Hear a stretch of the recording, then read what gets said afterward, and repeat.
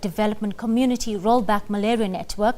Good afternoon, Colonel, and thank you for your time on the PM News Desk. Good afternoon. Thank you for having me.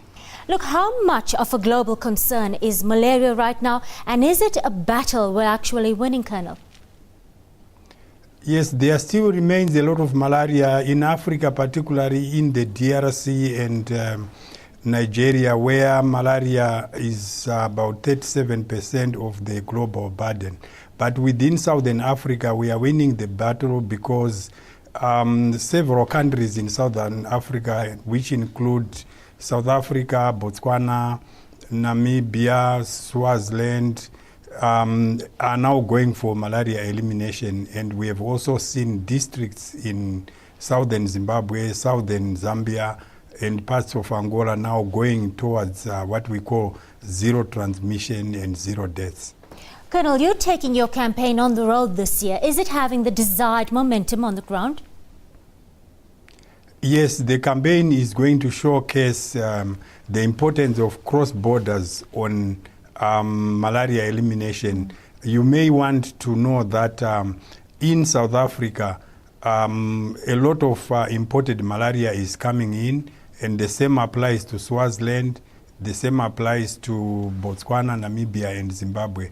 And this malaria is coming through the borders. So we are showcasing the importance of the cross borders, and also that the migrant workers who come in and out of these countries also come with malaria. This year's theme, Colonel, invest in the future, defeat malaria.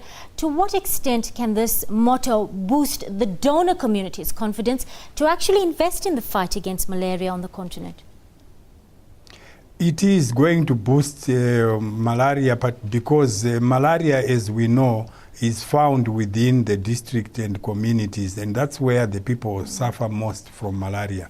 And the need, therefore, to empower the districts to take their own destiny in terms of controlling malaria. But what we are saying is that although donor-funded projects are important, the governments themselves have a responsibility to look after their own people, and therefore the need to increase domestic funding. And therefore, once it increases, it means that the donors will also realize that the governments are in the forefront of malaria funding. Colonel, there were recent reports of Africa being threatened by fake or poor quality anti-malaria drugs. In fact, WHO estimates that 30% of Africa's regulatory authorities don't actually work. So even if we do convince people to invest in malaria campaigns, how effectively can this money be used? Well, what has happened is that the SADC region has taken huge steps towards ensuring that we don't get these medicines that are, coming, pilfering through the different countries.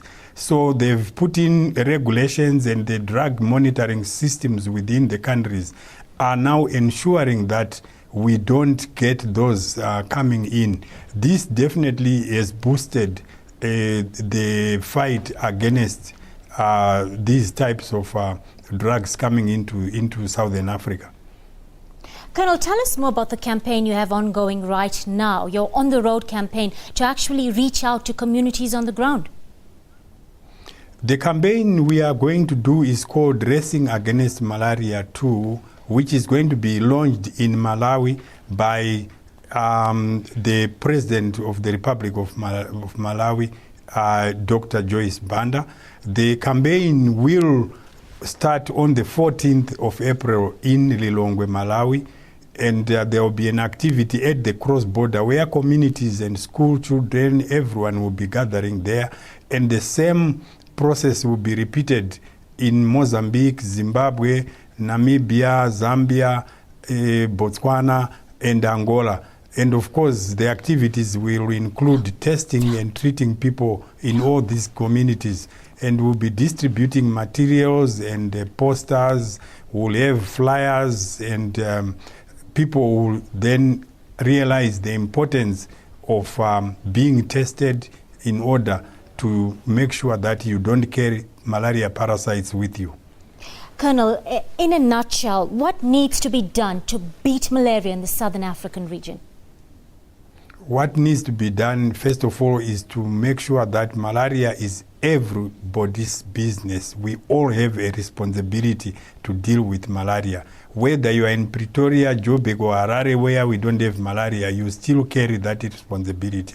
And if all communities are going to come together in what we call a multi-sectoral approach, where the business world, the private sector, the military, non-governmental organizations, the ministries of health come together, we can definitely eliminate malaria in Southern Africa.